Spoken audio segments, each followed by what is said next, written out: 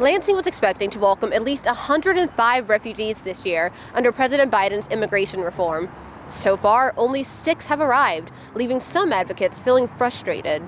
Biden promised to welcome 125,000 refugees into the U.S. his first year in office. Right now, he's on track to admit the lowest number of refugees since the resettlement program's creation.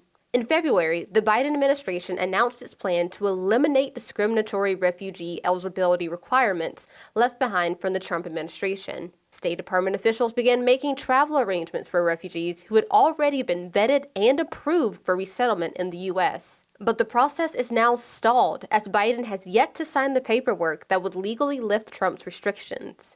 Judy Harris, the director of refugee services at St. Vincent Catholic Charities, says Biden needs to make good on his promises. They just need to fulfill their commitment to this. I mean, this was part of the Biden plan before he took office.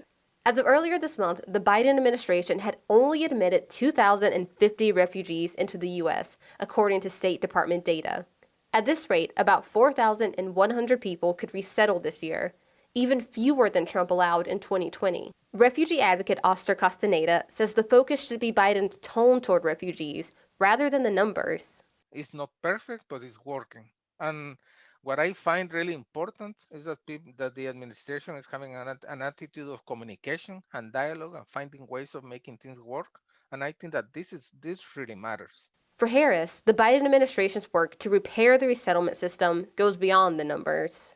There's a lot that needs to be done overseas to restore the processes, to restore the structure, so that people are going through the process and getting on planes. And we haven't heard that any of that is happening so far. Reporting in your Lansing neighborhood, Keisha Young, Fox 47 News.